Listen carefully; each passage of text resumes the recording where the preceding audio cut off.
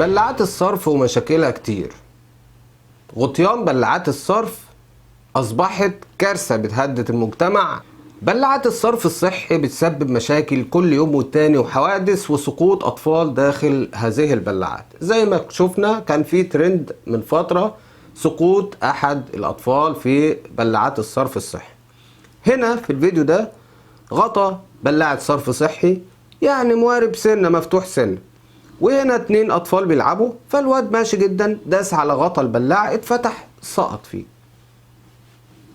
شكرا. زي ما شفنا الناس طبعا جريت شالوا غطا البلاعة بتاعت الصرف دي وكله بص، والحمد لله عدت على كارثة ان البلاعة ما كانتش غويطة والطفل ما سقطش فيها على مسافة بعيدة، او كانت مليانة مية ونزل بقى زي الطفل ريان وزي معرفش الطفل مين، والناس اللي كانت ترند وكل الناس اتكلمت عن الموضوع ده.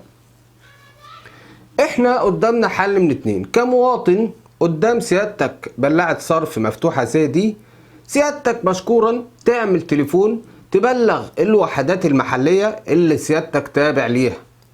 لو قريتك يبقى تبلغ الوحدة المحلية التابعة للقرية، لو مدينة تبلغ مجلس المدينة اللي سيادتك تابع ليه. تشوف رئيس الحي، تشوف رئيس المدينة، تبعت فاكس ضروري. ده موضوع ما يتسكتش عليه، لان من هنا ممكن ابني وابنك يقع في البلاعة دي دون ما حد ياخد باله.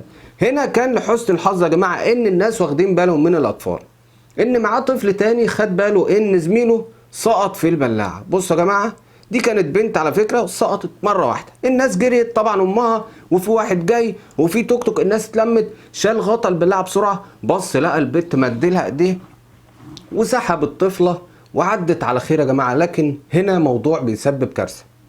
ممنوع نسيب غطا بلاعة بالشكل ده.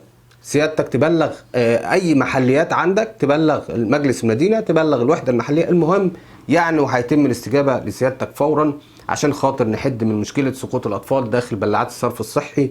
واستنوني على قناة حياتنا اليوم، ولو عجبك الفيديو ما تنساش الشير واللايك وسيبوا لي كومنتات هرد على سعادتكم. شكرا ليكم وإلى اللقاء.